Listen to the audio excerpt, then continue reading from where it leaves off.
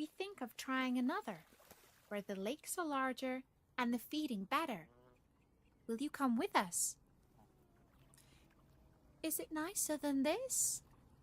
asked the duckling doubtfully. And the words were hardly out of his mouth when "Piff! Paff!" and the two newcomers were stretched dead beside him. At the sound of the gun, the wild ducks in the rushes flew into the air, and for a few minutes the firing continued as the men aimed at the flying birds. Luckily for himself, the duckling could not fly, and he floundered along through the water till he could hide himself amidst some tall ferns which grew in a hollow. But before he got there, he met a huge creature on 4 legs, which he soon realised was a dog, who stood before him and gazed at him with a long red tongue hanging out of his mouth. The duckling grew cold with terror and tried to hide his head beneath his little wings. But the dog snuffed at him and passed on, and he was able to reach into his hiding place. "I am too ugly even for a dog to eat," said he to himself. "Well, that is a great mercy." And he curled himself up in the soft grass till the shots died away in the distance. When all had been quiet for a long time, and there were only the stars to see him, he crept out and looked about him. He would never go near a pool again, never, thought he. And seeing that the moor stretched far away in the opposite direction from which he had come, he marched bravely on till he got to a small cottage, which seemed too tumble down for the stones to hold together many hours longer. Even the door only hung upon one hinge, and as the only light in the room sprang from a tiny fire, the duckling edged himself cautiously in, and lay down under a chair close to the broken door, from which he could get out if necessary. But no one seemed to see him or smell him, so he spent the rest of the night in peace. Now in the cottage there lived an old woman, her cat and her hen, and it was really they and not she who were masters of the house. The old woman, who passed all her days in spinning yarn, which she sold at the nearest town, loved both the cat and the hen as her own children, and never did anything they didn't want in any way. So it was them, and not her, that the duckling had to ask for a favour. It was only the next morning, when it grew light, that they noticed their visitor, who stood trembling before them, with his eye on the door ready to escape at any moment. They did not, however, appear very fierce, and the duckling became less afraid as they approached him. "Can you lay eggs?" asked the hen, and the duckling answered meekly, "No, I don't know how." Upon which the hen turned her back, and the cat came forward. "Can you ruffle your fur when you are angry, or purr when you are pleased?" said she.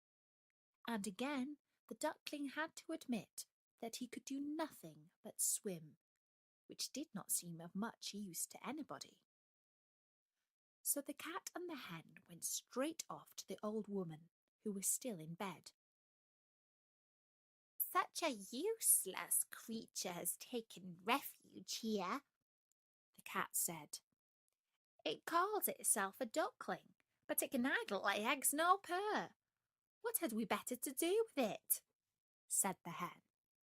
"Keep it, to be sure," replied the old woman briskly. "It's all nonsense about it not laying eggs. Anyway, we will let it stay here for a bit and see what happens." So the duckling remained for 3 weeks and shared the food of the cat and the hen. but nothing in the way of eggs happened at all. Then the sun came out, and the air grew soft, and the duckling grew tired of being in a hut, and wanted with all his might to have a swim. And one morning he got so restless that even his friends noticed it. "What is the matter?" asked the hen, and the duckling told her. "I am so longing for the water again. You can't think how delicious it is to put your head under the water and dive straight to the bottom." "I don't think I should enjoy it," replied the hen doubtfully. "And I don't think the cat would like it either." And the cat, when asked, agreed that there was nothing she would hate so much. "I can't stay here any longer. I must get to the water," repeated the duck. And the cat and the hen, who felt hurt and offended, answered shortly, "Very well, then go." The duckling would have liked to say goodbye and thank them for their kindness, as he was polite by nature, but they had both turned their backs on him. So he went out of the rickety door, feeling rather sad. But in spite of himself, he could not help a thrill of joy when he was out in the air and water once more, and cared little for the rude glances of the creatures he met. For a while he was quite happy and content. But soon the winter came on, and snow began to fall, and everything to grow very wet and uncomfortable. And the duckling soon found that it is one thing to enjoy being in the water, and quite another to like being damp on land. The sun was setting one day, like a great scarlet globe, and the river, to the duckling's vast bewilderment, was getting hard and slippery, when he heard a sound of whirring wings, and high up in the air a flock of swans were flying. They were as white as snow, which had fallen during the night, and their long necks with yellow bills were stretched to a land where the sun shone all day. Oh, if only he could have gone with them! But that was not possible, of course. And besides, what sort of companion could an ugly thing like him be to those beautiful beings? So he walked sadly down to a sheltered pool, and dived to the very bottom, and tried to think it was the greatest happiness he could dream of. But all the same, he knew it wasn't.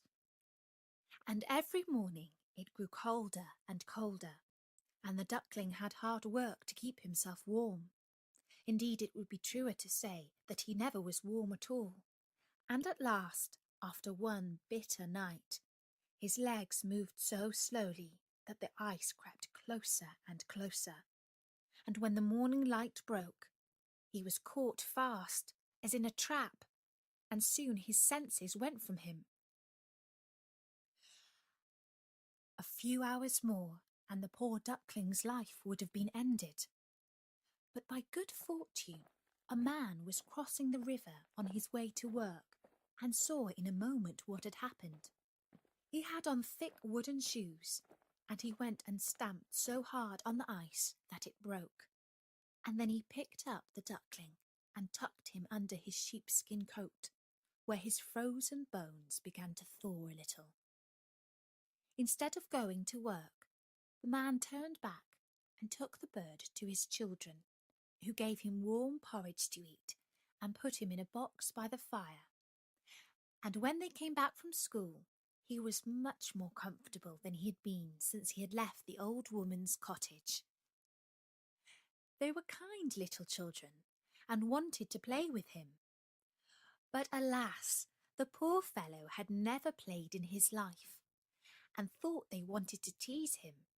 He flew straight into the milk pan, and then into the butter dish, and from that into the meal barrow, and at last, terrified at the noise and confusion, right out of the door, and hid himself in the snow amongst the bushes at the back of the house.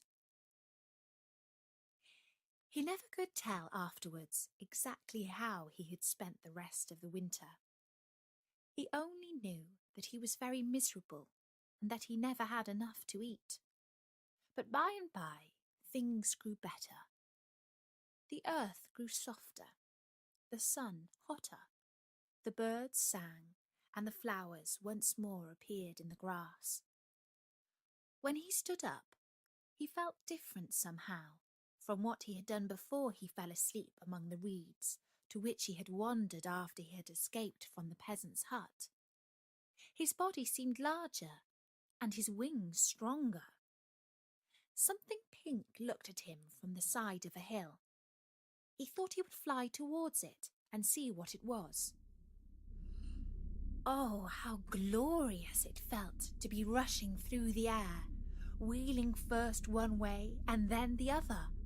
He had never thought that flying could be like that. The duckling was almost sorry when he drew near the pink cloud and found it was made up of apple blossoms growing beside a cottage whose garden ran down to the banks of the canal. He fluttered slowly to the ground and paused for a few minutes under a thicket of syringa grass. And while he was gazing about him, there walked slowly past a flock of the same beautiful birds he had seen so many months ago.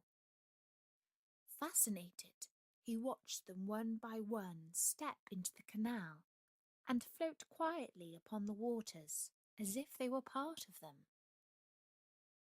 "I will follow them," said the duckling to himself. "Ugly though I am, I would rather be killed by them than suffer all I have suffered from cold and hunger, and from the ducks and fowls who should have treated me with kindness." And flying quickly down to the water, he swam after them as fast as he could. It did not take him long to reach them, for they had stopped to rest in a green pool, shaded by a tree whose branches swept the water. And directly they saw him coming, some of the younger ones swam out to meet him with cries of welcome, which again the duckling hardly understood. He approached them glad, yet trembling, and turning to one of the older birds, who by this time had left the shade of the tree, said, "If I am to die, I would rather you should kill me. I don't know why I was ever hatched, for I am too ugly to live." And as he spoke, he bowed his head and looked down into the water. Reflected in the still pool, he saw many white shapes with long necks and golden bills. And without thinking, he looked for the dull grey body and the awkward skinny neck. But no such thing was there. Instead, he beheld beneath him a beautiful white swan. "The new one is the best of all," said the children when they came down to feed the swans with biscuit and cake before going to bed. "His feathers are whiter and his beak more golden than the rest." And when he heard that, the duckling thought that it was worthwhile having undergone all the persecution and loneliness that he had passed through, as otherwise he would never have known what it was to be really happy. And that was the story of The Ugly Duckling by Hans Christian Andersen. And don't forget, there are loads more stories from all over the world at storynori.com. And you can also find us in the iTunes podcast directory under Kids and Family. Just look out for the icon of Prince Bertie the Frog. And if you are 13 or older, you can also join our group on Facebook. If you aren't quite that old, then you can always ask a grown-up, like Mum or Dad, to join up for you. There's a link straight to the group from Story Nori's sidebar. For now, from me, Natasha, bye-bye!